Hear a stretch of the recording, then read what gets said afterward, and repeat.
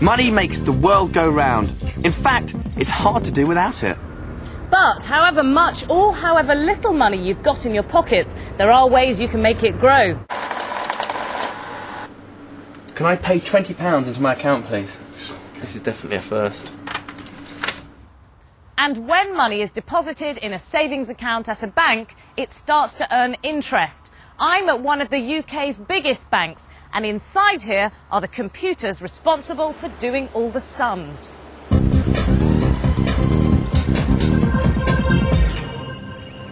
Sadly, this facility isn't available to you in your maths exams. The computer you'll be using to calculate interest is in here. In maths, there are two types of interest you need to know about: simple interest and compound interest. You also need to be able to calculate the amount of interest earned after several years, not just after the one. As the name suggests, simple interest is easiest to calculate. A typical question might be, calculate the interest earned if £50,000 is invested for 3 years at 10% per annum simple interest.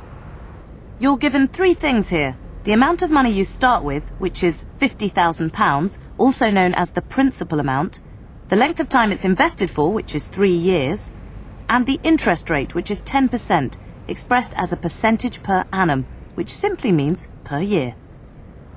To calculate simple interest, first work out the interest after 1 year.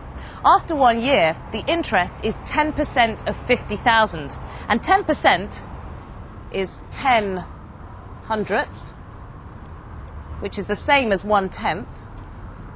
Multiply that by 50,000,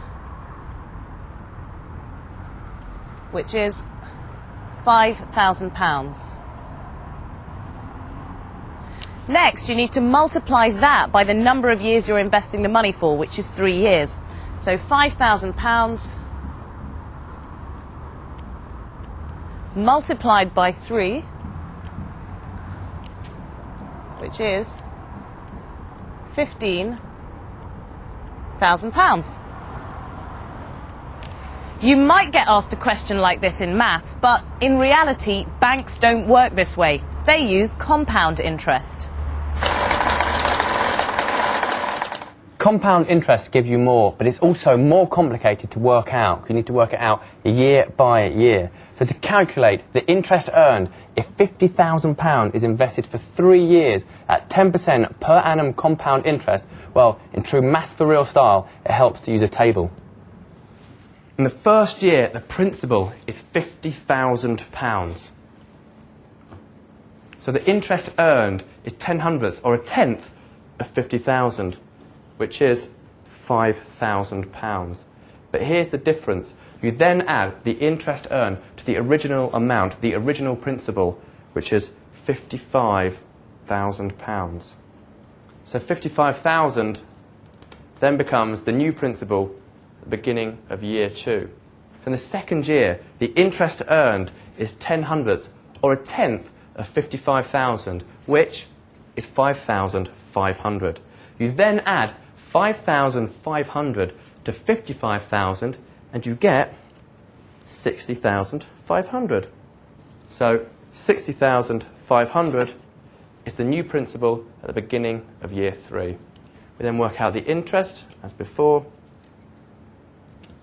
So we get the final amount is 66,550. Remember, Jamie and I started with the same principal and the same interest rate. So, how does the amount of simple interest earned after 3 years compare to the amount of compound interest earned? The total compound interest is 66,550 minus the original principal of 50,000, which is 16,550. Compared to £15,000 with simple interest. I think you'll find that I win.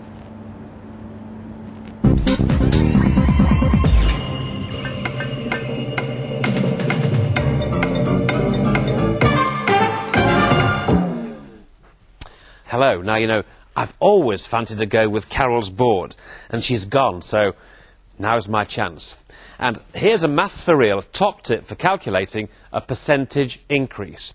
Now, let's say you've got a principal sum of £1,500, and you want to know how much it's going to be worth after a 6% increase. Now, the long way of working it out is to say that 6% is the same as 600ths, and 600ths of £1,500 is £90. And so, after a 6% increase, the new principal is £1,590. But here's a useful shortcut to calculate the new principal in one single step. To add a 6% increase to £1,500, simply multiply by 1.06. Now look, if I can do it, it must be simple. But where does the 1.06 come from? Think of the principal sum you start with as 100%. An increase of 6% means that you'll end up with 106%. 106% is the same as 106 hundredths, and as a decimal, that's 1.06, which is why multiplying £1,500 by 1.06 gives you the value after an increase of 6% has been added. That's my favourite part of the show now, where Katie and I have to do some maths for real. We're both going to answer the same question, but only one of us will do it correctly. The other will make a deliberate mistake, which you have to spot. You decide. Do you tick it or trash it? A principal of £500 is invested in a savings account for 2 years at 6.7% per annum compound interest. Calculate the total amount in the account after 2 years, giving your answer to the nearest penny. Pens at the ready? Go. A principal of £500 is invested in a savings account for 2 years at 6.7% per annum compound interest. Calculate the total amount in the account after 2 years, giving your answer to the nearest penny.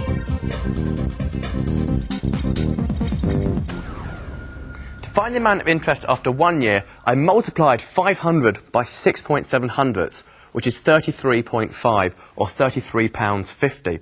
So after 2 years, the total interest will be £33.50 multiplied by 2, which is 67. So the total amount in the account after 2 years is 500 plus 67, which is £567. To find the new principal after an increase of 6.7%, I decided that I needed to multiply £500 by 1.067. So after 1 year, the new principal was £533.50. A further multiplication by 1.067 gave me the total after 2 years, which is £569.24 to the nearest penny. So whose working should you tick and who should you trash? Did you spot the deliberate mistake? Was Jamie right with an answer of £567? Or was Katie right with an answer of £569.24? OK, I was wrong. My mistake was forgetting that with compound interest, the interest earned is added to the principal at the end of each year. What I've calculated here is the total using simple interest. The method I used is ideal for answering a question about compound interest over several years. But be careful. If this question had been about simple interest over several years, this method wouldn't have helped. Katie, do you know money and banks are like, well, Posh and Becks? Or Richard and Judy? Or Tom and Jerry then? Because you can hardly have one without the other. Yeah, but the tricky thing is to work out how banks can afford to pay you interest. Well, they can do that because banks act in the middle between the customers who are savers and the customers who are borrowers. When you save money, you earn interest, so the banks pay you. When you borrow money, you pay interest into the bank. Show me the money.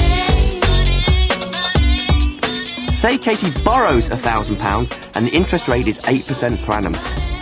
That means after a year, as well as paying back the loan, Katie also has to pay the bank an additional £80. Say Jamie saves £1,000 at the bank with an interest rate of 5% per annum. After a year, Jamie gets back his original £1,000 plus the £50 interest he's earned. So overall, the bank makes £30. Banks make money by having different rates for borrowing and saving, and so make a profit on the difference. Borrowing money from the bank is the only way some of the world's poorest countries can survive. But like any loan, if you get behind with the repayments, the debt can quickly build up. For many developing countries, ever-increasing debts have led to ever-increasing poverty. How did these poor countries get into so much debt? In the late 1970s, a lot of money was made available at low interest rates to third world countries. And because they needed then, as now, to spend money on health and education, they took up these loans.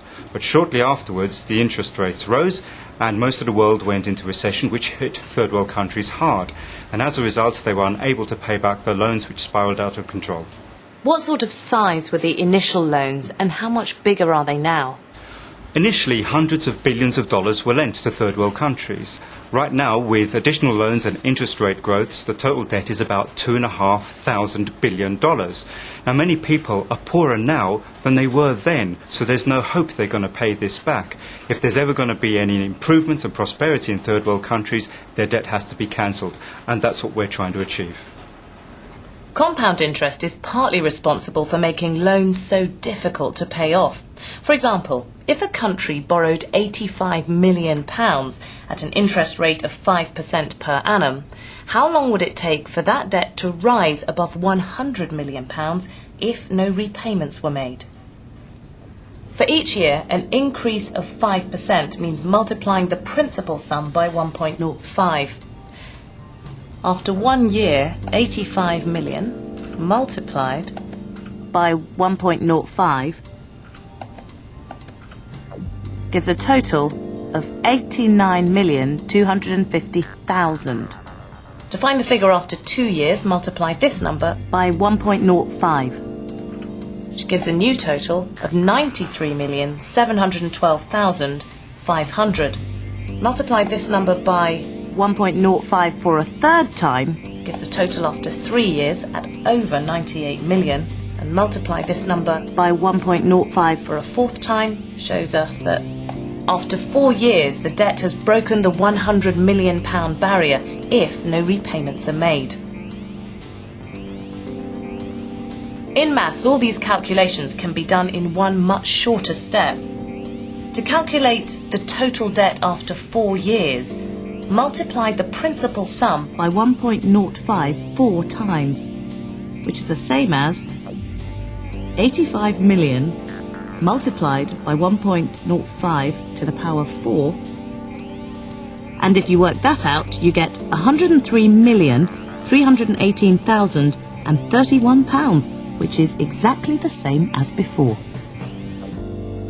If you work it out after 10 years, that £85 million of debt will have grown to a colossal £138,456,043.